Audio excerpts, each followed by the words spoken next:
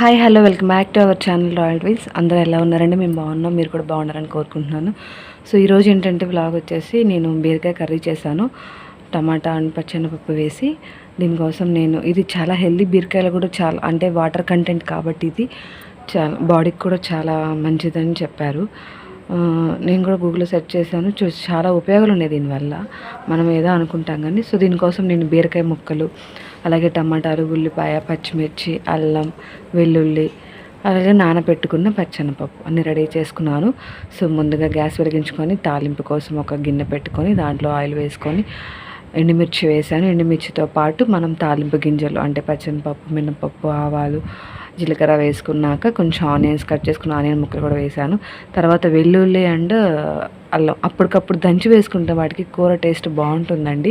అంటే పేస్ట్ మనం చేసి పెట్టుకున్న పేస్ట్ ఫ్రిడ్జ్లో నుంచి తీసి వేయటం కాకుండా అప్పటికప్పుడు కొద్దిగా దంచి అలా వేసుకోండి.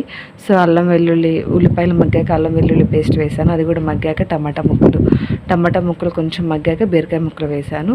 సో ఈ మనం చేసుకునే అల్లం వెల్లుల్లి ఇది మొత్తం కూర ముక్కలకి పట్టాలి కాబట్టి నేను ఇంకా దీంట్లో ఏం చేయలేదు. చూసారా ఇలా అంటే దాన్ని మనం గంటతో కలపకుండా ఇలా అంటూ ఉన్నాను నేను. సో వేసాక ఇప్పుడు నానబెట్టుకున్న పచ్చెనపప్పు, అలాగే కొద్ది కరివేపాకు కూడా వేసాను. ఇవన్నీ వేసుకొని కొంచెం మగ్గాలన్నమాట. మూత పెట్టుకొని మగ్గించుకుంటే ఇలా కలుపుకున్నాక ఇలా మనం ఎగరేసుకుంటాం, పల్లెటూరులో ఇలా చేస్తారనమాట. అంటే ముక్క చెదరకుండా ఉంటుందని చెప్పి.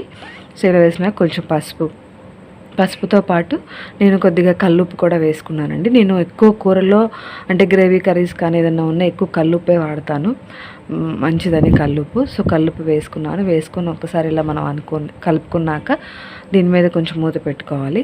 సో మూత పెట్టుకొని సిమ్లోనే పెట్టుకొని మగ్గించుకోండి, కూర బాగా ఉడుకుతుంది. సో నేను వాడే చిన్న టిప్ ఏంటంటే ఇలా పెట్టుకొని మూత పెట్టుకున్నాక కొంచెం నేను మూత మీద వాటర్ పోస్తుంటాను. అంటే కూర మనం అంటే కొంచెం పొరపాటున మర్చిపోయినా కొంచెం సేపు కింద కూర మాడకుండా ఉంటుందని. సో కర్రీ అలా మగ్గుతుంది. వాటర్ మనం ప్లేట్ మీద పోసుకున్న వాటరు ఇది ఆవిరైపోతూ ఉంటుంది. సో అది అయిపోయేలోపు మనం ఒకసారి చూసుకుంటే కూర ఇలా చూసారు ఎంత బాగా చక్కగా ఉడికిందో. సో బీరకాయ కర్రీ రెడీ అయిపోయిందండి. నచ్చితే లైక్ చేయండి, షేర్ చేయండి, సబ్స్క్రైబ్ చేయండి. Thank you friends.